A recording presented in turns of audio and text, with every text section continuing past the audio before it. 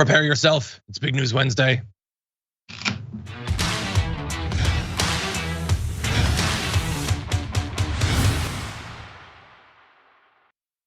Not just Big News Wednesday with Jayar Jackson. Jayar, very glad to have you here. Thank you. What's going on, John? How you feel? How you feeling today? No, I'm good. I'm glad to have you here. I know that you're rested, fresh, and raring to go because you had at least like a 4-minute break, right? Well, yeah, and also I slept an entirety of 5 hours too. That's like record breaking for me, bro. Yeah, that's not bad actually. I like it. Yeah. Thank you, Spectrophonic. I see you. So today is Big News Wednesday. That's true. They all are. But it's also big potential breaking news Wednesday because we'll talk about it in a little bit. I don't know if the press conference is gonna happen, but let's just say that Herschel Walker might not, in fact, have encouraged one woman to have an abortion. It turns out that might not be true. So what you're saying is zero, because right? You might think so. It turns out there's another option beyond 1 or 0. So anyway, we're gonna talk about that big news that'll have no effect whatsoever on anything. Right. And that'll be coming up soon. But anyway, we got a lot more to talk about. I hear there was a debate in Pennsylvania. I don't know anything about it, but we're gonna look into it and see what we can figure out. Let's see. The legal advice that Trump is being given. So we have 2 versions of it we're gonna talk about. The one that's happening on TV and the one that's happening behind the scenes. There's a bit of a gap between those 2 things too, and I find it hilarious. Marjorie Greene has been swatted, which is no laughing matter. We're gonna talk about that too. And then in the aftermath, if you're watching the full show, Dave Leventhal, one of the biggest friends of the show, will be joining us to break down how politicians' financial disclosures can reveal incredibly personal information about them that they may not know that they're revealing. So that's gonna be spicy and fascinating as well. Oh, also, Ben Shapiro, complete hack, will reveal the most recent evidence of that to close out our show. But in advance of all of that, if you wouldn't mind hitting the like button and sharing the stream, that'd be great. And if you wanna send us any comments, tweets, or super chats, we will respond as we go. But with all that said, and me having half of an eye on Twitter to see when this press conference begins, Jayar, are you ready to start the show?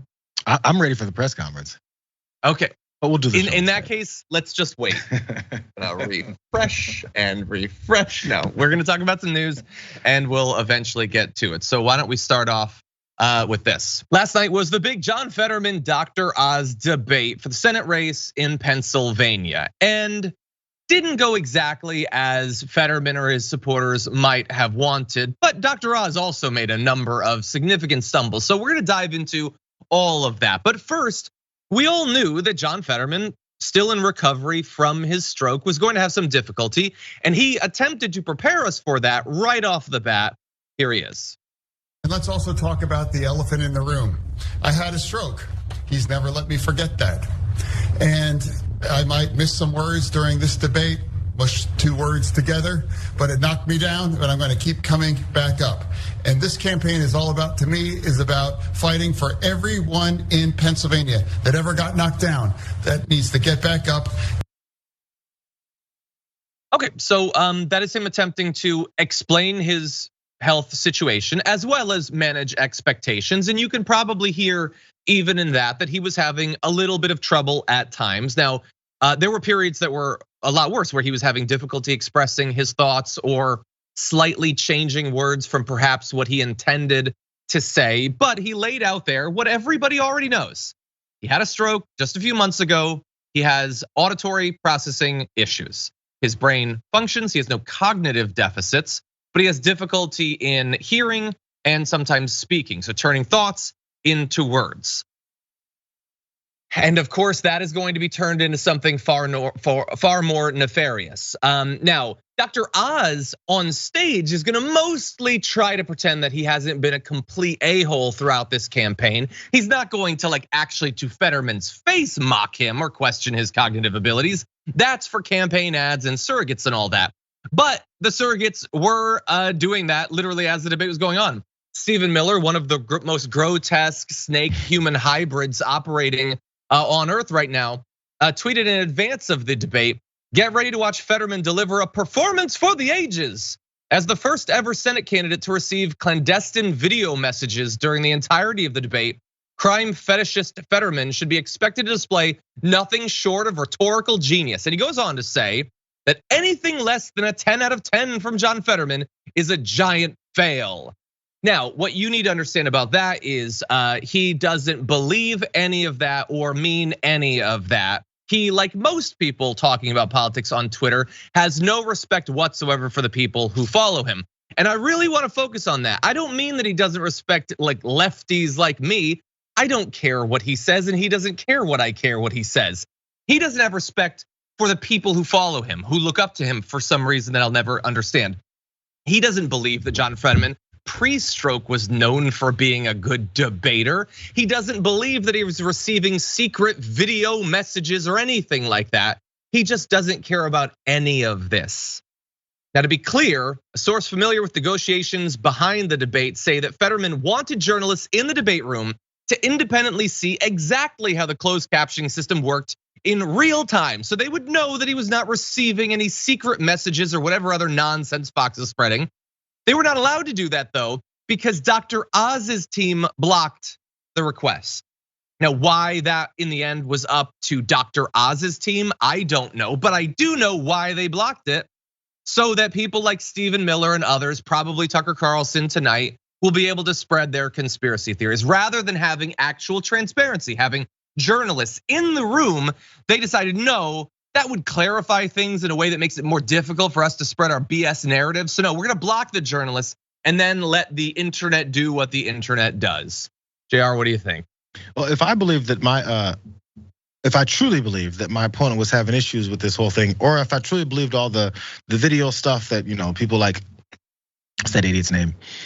Stephen Miller was saying, that all this is gonna happen and look how horrible he looks and all this, without it even being exhibited at the actual debate, before that happens, I would want journalists in the room. I would want them to see it. We talk about all the time how, they're covering up for these libs. How about some exposure?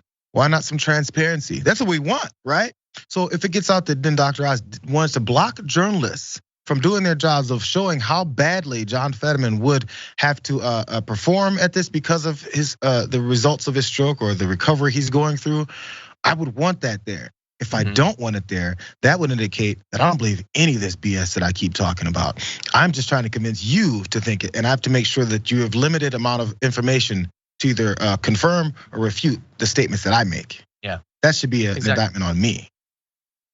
Like looking at the way that people have responded to this. First of all, like as we've said, did he have difficulty expressing himself? Yes, he obviously did. Is it potentially even worse than I might have thought it would have been, considering that I've seen him speak recently and he had more capacity, in the recent past? Yes, but it makes me wonder, what if, this is crazy hypothetical, it could never actually happen, but let's think about it. What if a person ran for office that couldn't speak at all? Would everyone in media just declare, well, obviously they can't be a senator. I mean, they can't speak.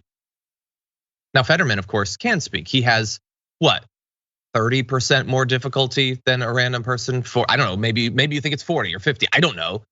But he has far more capacity.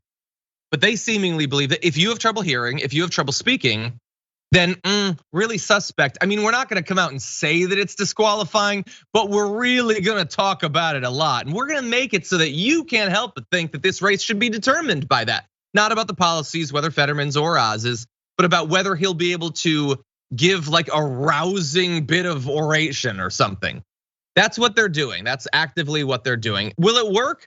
I don't know. Maybe a bunch of people will turn against him and support MAGA because Fetterman stumbled in his speech. I don't know. I know that Fetterman raised $1 million in the 3 hours after the debate. That doesn't necessarily mean much. I mean, his supporters presumably are giving him the money. We don't know that they're new supporters, but this is obviously a thing that Oz loves. They want the race to be determined on this. They wanted, by the way, 7 debates with Fetterman. And honestly, in most races, I would have been fine with that.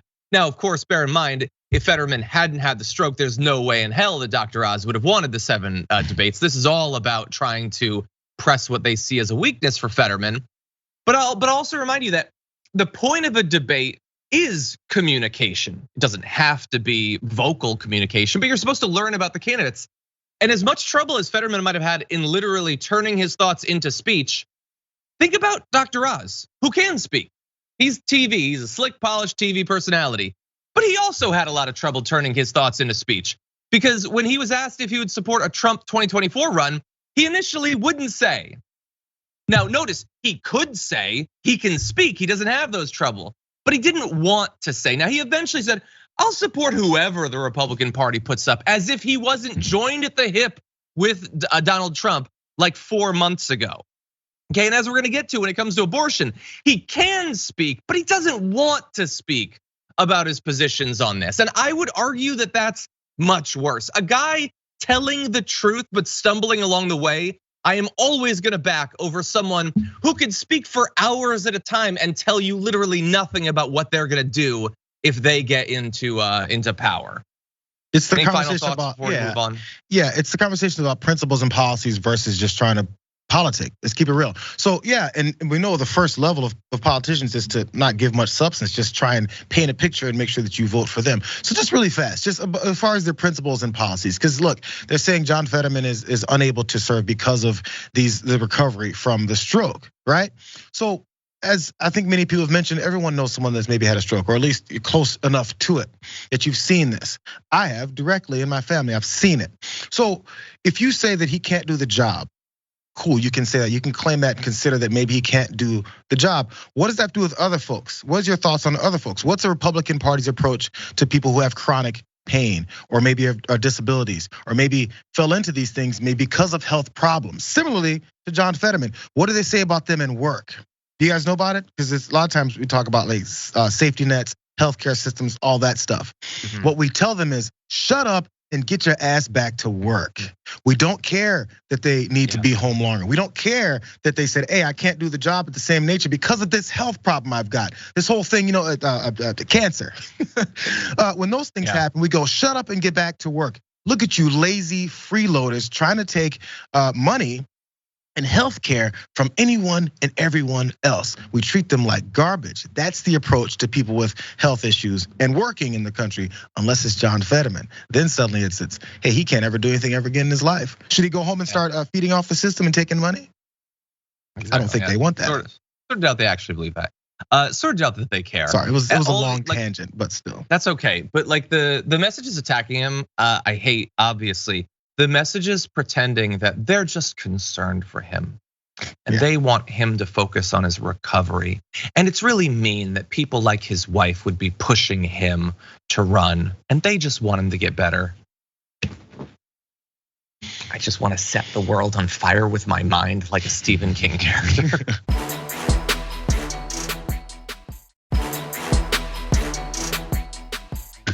Anyway, with that said, why don't we move on to the substance, since no one else will. Let's go into this first side. There should not be involvement from the federal government in how states decide their abortion decisions. As a physician, I've been in the room when there's some difficult conversations happening. I don't want the federal government involved with that at all. I want women, doctors, local political leaders, letting the democracy that's always allowed our nation to thrive, to put the best ideas forward so states can decide for themselves. That was really a perfect Dr. Oz response at last night's debate. It was half a lie, and the other half, where he was being kind of honest, was awful. So we'll return to whether he wants the federal government kept out of this. And he doesn't want us to return, as you'll see. But let's focus on, it should be up to you and your doctor and local political leaders, like the city councilman, comptroller, county dog catcher, exactly which local political leaders should be determining what happens in your uterus. How much access should, like, I don't know, the county bursar or something have in your fallopian tubes? He thought that that was a winning line. That yes, okay, I get it, I'm giving control over your body to politicians, but it's local. And isn't that what old school democracy is about? Local neighborhood decisions over your body and your future, determining whether you have to bring new life into the world. They really saw that as a win. Jayar, I hope that the Fetterman campaign takes that, clips it out, and just plasters it over the state. It won't bother Oz too much because he won't see it, he won't be there. But I think it should be everywhere across Pennsylvania. I do think I'm seeing it a little bit. I mean, you're saying more social media, but again, directly in Pennsylvania, yeah. And even if Fetterman's camp doesn't do this, everyone's noticing that stark line there. Your local politicians, so they're the ones in the room. Again, bro, I'd say this all the time when you get the pundits on TV saying stuff, and you go, "Oh my God, I can't believe he said that." This was planned. This was not like an off the cuff remark. This wasn't a gaffe. This is what they wanted him to say, which was the local politicians should be involved in your pregnancies. And we've seen over and over again as we've gone through this whole Roe versus Wade debate ever since the thing was first leaked, that what they're gonna do is local politicians proving, not even local ones, national politicians, all of them that are against women's rights over their own body, proving that they have no idea how any of this works, but they should be involved in decision making after we've seen in stark terms they're clueless as to how any of this works or reasons why many women have to make these types of decisions.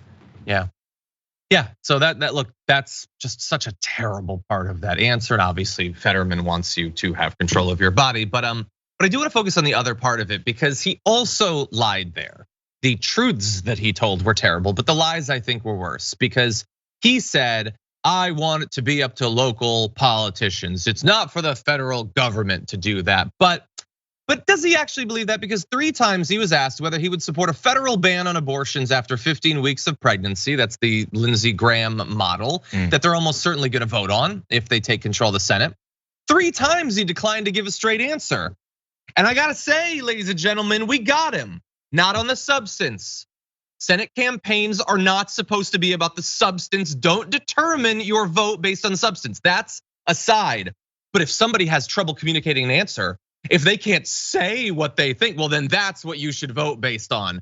And so forget about the fact that he totally would vote for that. Or if it was 14 weeks or 11 weeks or 6 minutes, doesn't matter. Whatever they put forward, he's going to support. He refused to actually say. Now, if he wouldn't support it, he'd be happy to say that because that would be a popular position to take. And politicians notably like saying popular things. The fact that he wouldn't answer it is actually an answer. We know exactly what his position on that is. Fetterman says, if you believe that the choice of your reproductive freedom belongs with Dr. Oz, then you have a choice, promising that he would vote to codify abortion protections in a law, saying if you believe that the choice for abortion belongs between you and your doctor, that's what I fight for. Now that's a good answer on the substance, which is obviously irrelevant, but you'll notice that it was also a full sentence. And so now we can support Fetterman again because he can put together a full sentence, doesn't matter about what. We can support him and we can oppose Dr. Oz, doesn't matter about what. He didn't answer, and that's all that matters in American politics. Weird how that works though, right? Also, by the way, and I spoke about this earlier on my show. What is it about the job? Tell me specifically, because if you're right about something, and I don't have the answer because I've never been a senator before. So if you, what is it about the job will he not be able to do because of what you saw last night? What is it about? Is it about being able to debate? Maybe they're thinking he can't figure out what is being said. When actually, if you talk to doctors, they'll tell you he can figure what's being said. It's the communication. It's going from the brain to then speaking it, or even taking it into that point. So would that be the problem there? Number one. Number two is the potential for him to get even better because people recover. That's what we call it, recovery. Will he be able to get better from that point? And because of the communication issue, is that an absolute a strike 3? We're done. Can't handle this because he's going to destroy the United States Senate because of it. There's one Herschel Walker that's running for Senate down in Georgia. Do you understand anything the hell this guy says? Does he make any sense? Does he lie constantly? And while he's lying, does he tell little anecdotal stories that make absolutely no sense? So if we're talking about communication and being able to do the job, what part about this job, this liar down in Georgia, have to do? What's part of his skill sets that you're having to ignore to think he should be in this position versus John Fetterman? What is it about the job? Just ask yourself that when you make these decisions. 100%. Let's jump to this next one. It's a fun one. He keeps talking about Bernie Sanders. 3 years ago, he was on his show and he hugged him and he said, I love this guy. You know what? Why don't you pretend that you live in Vermont instead of Pennsylvania and run against Bernie Sanders? Because all you can do is talk about Bernie Sanders, because my truth is that healthcare is a basic fundamental right. And I believe in expanding that. And I believe about fighting for healthcare, the kind of healthcare that saved my life. Well, hold up, Fetterman. There's still future elections. Dr. Oz might well want to run against him and head over there. Maybe he'll go up against Cinema or something someday. I don't know. He lives wherever he needs to. But I love that response because it isn't just about the fact that Dr. Oz is trying to make this election for some reason about Bernie Sanders while also dodging the fact that he's super close with Donald Trump.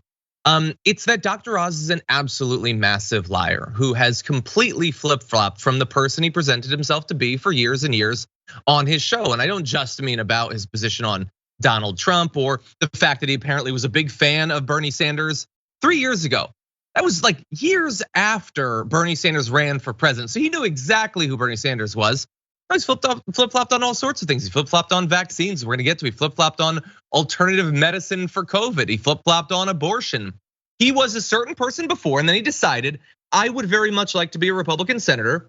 And so he crafted an entirely new persona for him that has no relationship to anything approaching a value system, principles, anything like that. And we're gonna get to some of the damage that this hypocrisy has done, but I wanted to give you a chance, Jayar, to jump in. The lies that get told, again, you have to base it off of, again, what these folks may do or say. Again, you said he decided to run for Senate as a Republican. I feel like if he saw the opportunity, he would have run for the Senate as a Democrat too. These types of folks that are drawn to these types of this many times, these types of politicians that look this way as they run. The whole basis is just to get in. Just get in. Who cares? And the reasons why the supporters of it are okay with it is because we just need another number.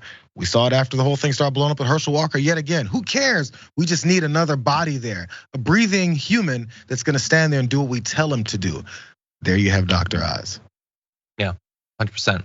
Well, let's see how his willingness to just say whatever he needs to in the moment that he thinks will make him popular or get him money can actually affect people. Let's jump into why he's famous. What has he been doing for all those years on TV? Let's take a look at this.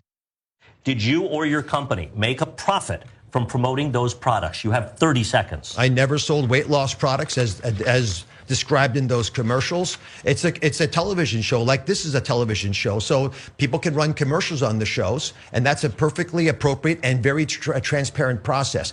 I ruffled a lot of feathers on my show because I told people the truth, and I'm proud of that. I'll do the exact same thing as a US Senator. Now, see, that was a very slick response. He just kept talking and it was super smooth and it was a complete set of nasty, nasty lies. But it was smoothly delivered. The fact that he for many years pushed whatever berry or twig or whatever was popular that supposedly will allow people to drop 60 pounds in a month without any exercise. Don't focus on that. Focus on the fact that he ruffled feathers. Don't focus on the specific claims of a complete abdication of any ethical responsibilities he has as a doctor. Focus on vague stuff, like the fact that he ruffled feathers or something. No, he lied to people about berries and about shakes and about pills and all that stuff. And not in all those cases did he necessarily make any direct money from the sale of those pills, but that's hardly the only way one can profit. If he gets people to watch his show for years by promising them these miraculous results, and they watch his show, he gets paid for that. He doesn't have to get paid directly for the pills. And one would argue, I think, quite fairly, that if you're getting people to take these things and they're not getting better, in fact, they're avoiding potentially really going to a doctor or really starting to exercise, then the damage is just as real whether you directly profited per pill or not. But it went beyond just the advertisements. He, on his show, warned parents that apple juice contained unsafe levels of arsenic, which the FDA called irresponsible and misleading, obviously. In 2013, he warned women that carrying cell phones in their bras could cause breast cancer. That's not based on anything. I don't know, maybe a 4chan post, who knows? In 2014, the British Medical Journal analyzed 80 recommendations from his show and concluded that fewer than half were supported by evidence. And that most significantly went beyond just fruit-based juices into things like promoting chloroquine and hydroxychloroquine in more than 25 different appearances over just 2 months in the early stages of the pandemic. Now, he eventually stopped that once it showed that people who took these treatments are actually more likely to die from COVID than those who didn't.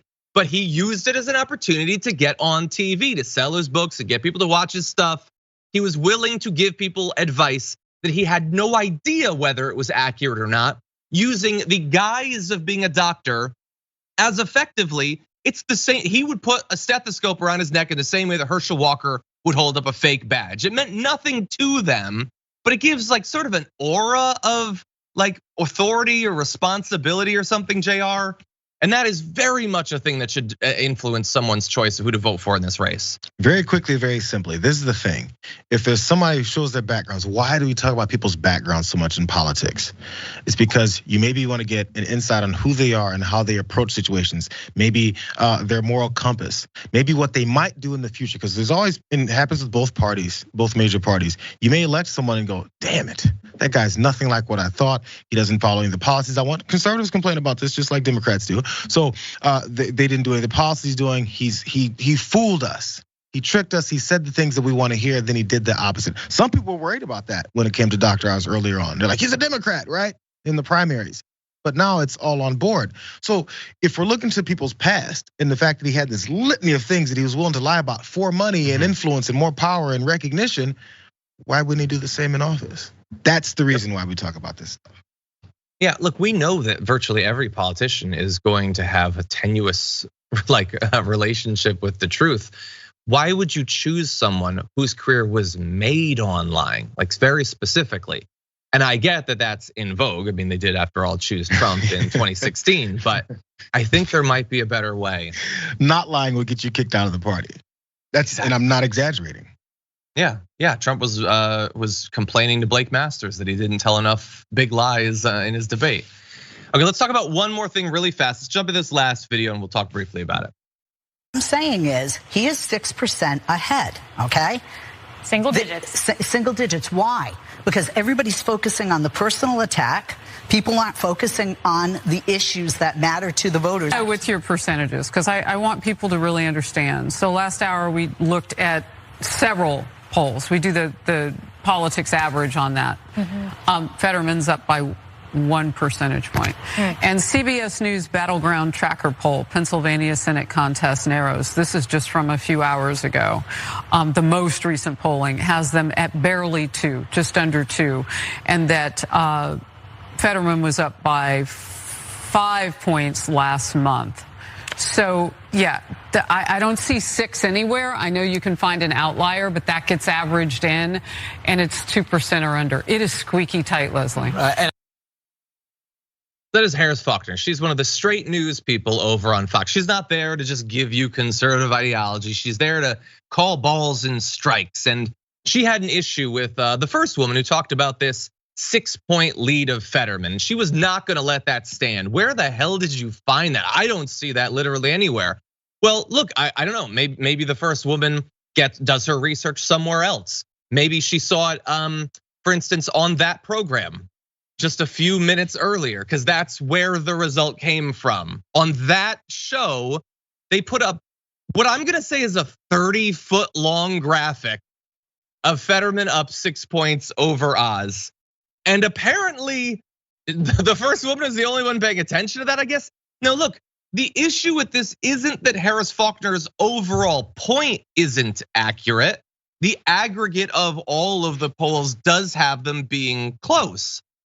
But if you look at this, you'll see that overall, yes, close and closer than it was. But literally every one of these polls is either tied or Fetterman is up. So I think it's acceptable to point out that Fetterman is leading. And it was the condescending nature of it. She held up her finger and said, now, I just wanna make sure that people understand. I don't know where you got this outlier. It was CNN, it was presented on your show, which you apparently don't watch. Literally, as you're sitting on the couch, you don't watch the show. So I don't know, just don't present it as such a like she is supposed to just be a journalist, a neutral arbiter of the truth. That's what they would say. I think that's BS. I don't think it actually exists. But when you present the information in that way, that condescending, smug tone, that it's ridiculous to think he could be up by 6, that is not being a neutral arbiter. That is opining while still trying to maintain the idea that she is above all of these mere pundits. She floats above them. She's not weighed down by ideology or anything like that. And it just isn't the case in case after case. By the way, that huge 30-foot screen, I would love to play some NBA 2K23 on that. That one looks great. Cool. We'll hook that up later. But also, when it comes to this, the condescending nature, it's the reason behind that energy that Harris Faulkner wanted to push was to make sure anyone else, if you have any kind of an original thought, maybe you see something that doesn't make sense in the propaganda that they're pushing, it kind of pushes back on you to be like, maybe I shouldn't say it because that last lady got her head kind of bitten off trying to state some reality that we just saw. Which things should I say that doesn't match up? Well, okay, the programming doesn't like that point, so I won't make that point. And this is just a normal conversation. If you come to someone so aggressively, you're hoping everyone else is put on notice. We're not gonna take any of this truth telling around here. This is not what we do. In fact, I'm gonna say, where the hell did you get that from? And you can't say, your show. Yeah. You can't. 9 minutes earlier. Exactly. It's so endlessly condescending. And the point of the show is not to make sure that people watching it know what's really going on, which is fairly that it's a close race. Kayleigh McEnany kept responding to her saying it was 6 points, was saying single digits. It's to reassure the audience. The hosts, all 5 of them together, they take the viewer through the TV and they hold them and they stroke their head and they tell them that nothing bad will ever happen. And if something bad does happen, it didn't really happen. It was rigged and it was stolen and you're great and every one of your beliefs is just the best. That's the point of the show. It ain't about truth. Now that said, we do have to take our first break. When we come back, we got a lot more news. Don't go anywhere.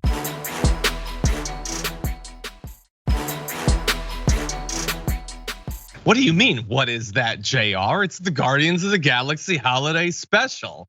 Coming soon. How does that work? Disney Plus. It's a holiday special. I don't know what part of holiday special do you not understand? It's the Guardians of the Galaxy part. I don't understand. Well, so that's a movie, and the movie has actors in it, and those actors are in this. Put Santa Claus hats on or something. There might also be Santa Claus hats, but it looks good anyway. Okay, with that, we got a lot to talk about. We've already, oh my God, it's 10:36. Let's jump into this and we're gonna be brief, Jayar, okay? Let's jump into this. He has no issue being subpoenaed and answering questions about what happened that day, and he shouldn't. So that's Alina Habba saying, obviously Donald Trump should testify. He's got no reason to not want to testify. I can't wait to see him testify. And you'll note that she said that on TV, but not all of life takes place when the cameras are rolling. And it turns out that behind the scenes, that's not what his lawyers are actually telling him. One of them spoke to Rolling Stone and said, absolutely effing not on whether he should testify. I really wish I could have said the whole thing. I'm sure that they did to him.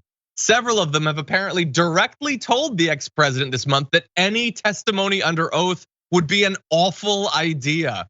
The advisors cautioned Trump that committee members would mine his testimony for potential perjury charges, particularly given his penchant for lying. Oof. I know that they didn't say that directly to him, but I love that they know who he is. And they know there's no way this guy is gonna sit there and not lie. And not lie in a way that could result in him going to jail. Anyway, they asked Ty Cobbs, former Trump White House attorney, if they agree that he should watch out for perjury traps, and says that is absolutely true. Trump is uniquely susceptible to that because he is so easily provoked. I love that he doesn't add provoked to do what? To lie viciously and repeatedly and predictably. But I also love the different lives that billionaires get to live than you or I. I don't know if you've ever been asked a tough question that you would have preferred not to have to answer, and you might lie in response to that. Now that just for us would be a social situation. For rich people though, it's a perjury trap. They ask you a question, you lie, and they're the bad guy somehow. I love how that works out for the rich and powerful, Jayar. You're not bad for lying. They're bad for being so uncouth as to ask you a question that they know you'll lie when you ask. How dare you? You know, you guys know I'm trying to cover things up. You know I'm trying to make sure that I skirt by from all of these charges and investigations and potential criminal activity that I've been involved with. How dare you ask and try to find out? I was only the president of the United States. I only hoarded classified information. I only stole from my supporters. That's all that happened. I only violently told my people to go and attack the Capitol. That's all. Why are you guys on my back? What's the matter with you? Please, do you know who I am? This is why we set up this entire hierarchy in our country that if you're on the top, you are untouchable. If the police can't touch you, if the FBI can't touch you, if the highest authority figures in the country can't touch you, who the hell are you, Joe Schmo in Alabama, to challenge me? This is the United States, but it's not what we say out loud, it's just how we act. Everything we do, many things that we do versus what we say are complete polar opposites here. But when it comes down to it, it's, wait, you guys do know how this works, right? This is Donald Trump. You don't challenge or ask him anything. You don't catch him in a lie. He's not a regular guy. Is that what we accept? Is that what we want? You certainly don't expect anything of him. You don't expect honesty or anything like that. I'm gonna leave you with one more comment because it really gets to, so why should we discuss something like this? Well, the primary reason is I want to, and I want you to be able to hopefully have an idea ahead of time of how this is gonna play out. Is he gonna testify? What effect might that have on the midterms, on the actual case, on what people think about January 6th?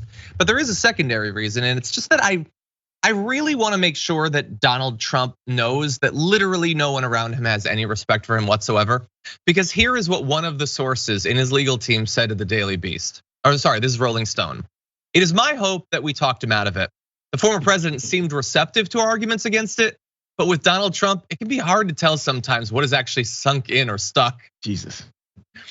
They came to him, they're like, buddy, you can't testify because you're gonna lie and it's gonna be bad for you. And then they walk out of the room and like, I don't know if he got that. What a sad idiot.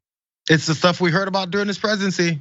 People never know what he's thinking. The last person in the room is the one he goes with because his thought process is a gerbil. Yeah. 100%. Don't slight gerbils.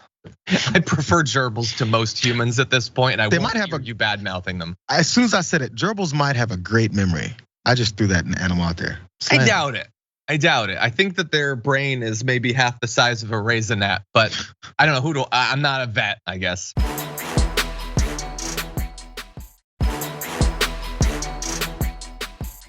Anyway, with that said, let's turn to far more serious and darker material. A lot more details have come out following the tragic shooting at a school in St. Louis, including about the killer, but we're gonna start with the victims. Here is a photo of student Alexandria Bell. It's only 15 years old, and Jean Kuchku, who is described as, this is a teacher by the way, was described by a student as when she saw the shooter, she stepped between the shooter and her students. 61-year-old teacher whose last act was to just try to save the lives of her students. And that is indisputably heroic no matter what. There isn't a person alive who doesn't like to think, to wish that they would do the same thing, but she did it. She just tried to save people's lives. And just very briefly, in this political context where we have so much focus on schools and so much explicit attacks against teachers, we know who teachers are and how much they sacrifice. But this is a reminder of what sometimes they have to sacrifice and willingly sacrifice. She's not the first teacher who has died trying to save the lives of the kids that she was in charge of. She won't be the last because of the decisions our politicians have chosen to make in America. But endless credit to her, such a loss, both of her and Alexandria, struck down before her life could even really begin. That said, let's turn now to the monster who killed them. Orlando Harris graduated the year before from that same school. He got himself an AR-15 style rifle. He got himself 600 rounds of ammunition, a dozen high capacity magazines. Why would you need those things? Well, to kill a lot of people. Why would it be legal to buy those things? Because nobody seems to care if you want to kill a lot of people. Here's a shot of the gun that he used. Total coincidence, by the way, that he went for an AR-15 style rifle. It's not because they're uniquely great at killing a lot of humans in a short period of time. It's just a coincidence like it is with basically every mass shooter. Anyway, accompanying all of that was this other piece of evidence, a handwritten note that said, I don't have any friends, I don't have any family, I've never had a girlfriend, I've never had a social life, I've been an isolated loner my entire life. This was the perfect storm for a mass shooter. Now that has sort of like the facade of self-analysis, but it's obviously lacking the part where he knew that this was the perfect storm, but then chose not to kill a bunch of people for some reason, was a loner, but chose not to join a group or a club or meet people. Now look, obviously we want there to be all of the support structures possible. We advocate every day for schools to be places where people are made to feel accepted and loved and all of that. There's also at the same time a little bit of personal responsibility. And if you can do this much self-analysis, you can probably take the next step and not kill a bunch of people who didn't cause these problems for you. Jayar, what do you think? We also like to promote people sometimes when they have these thoughts and how society's come for them, and women are getting all out of pocket. We know the manifesto for many of these folks who. He mentioned one aspect of it, never had a girlfriend, all that stuff. Whatever social maybe issues he has with getting along and fitting in, all those things we write off as just whatever weird kid, ha ha ha. In fact, all the way up to the tops of our political discourse, it's bullying and it's conversations and it's fighting and it's name calling. We see it all the time. So if we think that the leaders of our country are okay doing this stuff, of course, yeah, it's fine if someone else does. That's a separate whole thing here. But let's point out with Alexandria, and here's Jean, that teacher who stepped in front. She did, I think, save some lives. I don't know the exact scenario, but because of that, who knows then what changed, what this guy saw when he started shooting, and maybe something spoke in him because of the heroism that she then exhibited. But also, I say it every time, what was the criminal history again on this guy? None. Until he started shooting at innocent people. So he was a good guy with a gun walking up to the school the entire way, according to the NRA. Yep. He had a gun, he had no history with crime, and then he started shooting people. At that point, he became the bad guy with a gun, right? And then so we need more good guys with guns, and hopefully they don't flip and become bad guys with guns in that same moment too. It's a really volatile and not a very safe situation to go by, that we should base our political discourse and access to guns to have it based off. Just in case a guy decides to start shooting, let's just go ahead and let it happen. We don't care about it until it happens. That's the way we run these things. We don't prevent crime. We just respond to it and say, I'm gonna do something, vote for me. They need more of this. Yeah. And basically all those people will turn around and say, guys like this should still be able to go out and buy these rifles. We should not stop that from happening. 100%.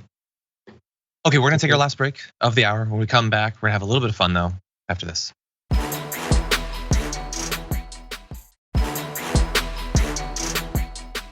Oh geez, these hours pass by so fast. Let's jump into this. According to Marjorie Greene, she has been swatted again and again and again and again and again and again. 6 times apparently, actually. She says she was swatted for the 6th time just last night. This would be as of Tuesday night, I think, maybe Monday night. So swatting is a very serious crime. The caller wants to have their victim murdered by police, but it is also a giant abuse of police resources and time, which is another reason it is a serious crime. God bless my local police. So first of all, I'm glad to see her saying God bless my local police. Presumably the local police aren't standing between her and a democracy she wants to overthrow. And so she is not beset by a bloodlust and wants to kill them with her bare hands. So that's good news. I also, by the way, agree with her on all of her other points. It is a giant abuse and waste of police resources. It is a very serious crime. Nobody should be swatting anyone, including people that we disagree with as much as we're physically capable of disagreeing with anyone or anything. Don't swat Marjorie Greene, don't swat anyone. I will add though, that she has now had an experience of this. She knows how bad it can be, how terrifying it can be. She is still technically a congressperson. Why not use this to raise swatting as an issue nationally, to actually take this terrible thing that's happening to you and that hopefully should stop and turn it into something productive and positive, where you try to get a law passed that makes it less likely for this to happen, that makes it so that there might be some sort of unified list of phone numbers where people who are being routinely swatted, including political streamers, can be protected from this routinely happening to them again and again. The onus is not on her to do this, but just like her talking about how solitary confinement is bad when it happens to the January 6 people, you have an opportunity to show that you don't just care about yourself or someone who agrees with you, that you actually see an injustice and will work to correct it. This is an amazing opportunity for that, Marjorie Greene. We'll see if she takes it. Yeah, what do you think? She can't take it because it's not about her. I think you pointed out pretty clearly there. The whole idea is that it's about her. You said take it nationally. Think about other people that this happens to. That will require her to get outside of her own brain and not think this is all about her or about her political aspirations. Continuously about her. You know what? There's a problem with people calling the cops on folks that aren't doing anything. Many times they're black folks, and they go, let's just call the cops on them. And then when that comes, does she complain about their wasted resources? Does she care about the fact that cops come up many times, shoot these folks without asking any questions and believe the other person's story and arrest people, many times children? Does she care about any of that stuff when she's talking about how there's a problem? She cares about it when it's her problem. Yes, and I agree. 100%. Stop swatting Marjorie Taylor Greene.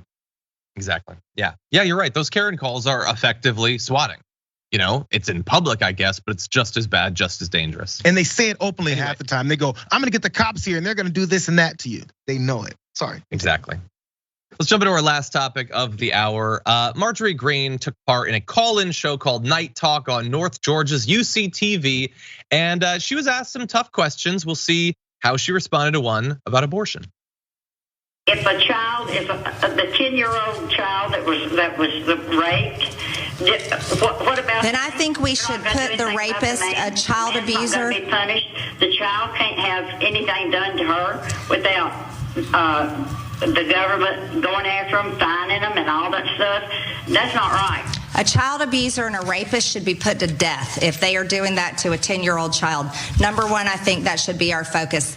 That is a very rare occasion. So that should not be the entire premise of the argument on abortion. Again, ma'am, I know you say it's your body, your choice, but I don't think you're having any children anytime soon. I think we need to focus on the future of America, and that's our children. Okay, so that's absolutely disgusting, especially her apparently hearing in the woman's voice that she's older and thus saying effectively saying you shouldn't be opining on this because you're old, you won't be having kids, so you don't get to have a say over what happens to your body. And then of course there's the dodge of, well, we'll put that guy to death and that should be our focus. Forget the victim, let's not worry about them. And also, that might be rare, so let's not focus on it. She's of course one of many Republicans that will tell you that Democrats want to have abortion after birth, which is beyond rare. It doesn't exist, but they want that to be the focus of the conversation. Importantly though, to the extent that she has an ideology, it is that this is a different human body and thus you're not allowed to end it. Now, she's missing the point that consent matters. In these examples, the woman did not consent to be responsible for this body. And there's the classic hypotheticals. What if you woke up in a hospital with a person strapped to your body operating as life support for them? Are you required to allow them to use your body to stay alive? I mean, it is another life on the line, and obviously you're not. Consent actually matters to most people, not to Marjorie Greene. Jayar, what do you think? Well, this is one of those things, again, it's just about her, but when she's talking about this 10-year-old and maybe the victim, a child, since we're protecting them, it's a victim of a rapist and everything. Kill him, kill him, kill him. They're all about the consequences for these criminals, but they're not about trying to prevent it. It's an ongoing thing over and over again. If we just talk about her getting swatted, do you think think her stance is, let's just wait for maybe she keeps saying the police would come and kill her and swatting. You know, it's okay, let's not do anything until I get killed. Then go after the cops that killed me, or then go after the person who swatted me. Do you think that's her stance? I think she wants to stop it beforehand. I doubt it, 100%. And look, she's very clear there. She does not see there to be exceptions. It's murder, okay? So just understand, if you allow people like her to get into power, whether her as a representative or maybe the vice president someday, this is their actual position. The advantage that Marjorie Greene has over a lot of these Republican politicians is she will be honest about what she thinks, and it's horrific. Anyway, she eventually fled from the show after being asked about January 6th. They just came back from break and she was done. That was it.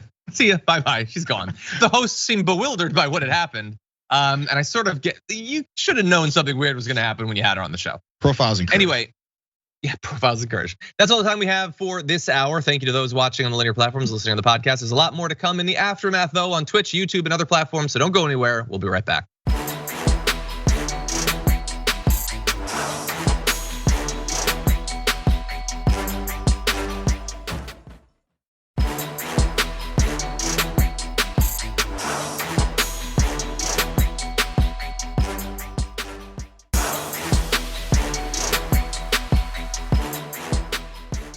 Thanks for listening to the full episode of The Damage Report. Support our work, listen ad-free, access members-only bonus content, and more by subscribing to Apple Podcasts at apple.co/TYT. I'm your host, John Adarola. I'll see you soon.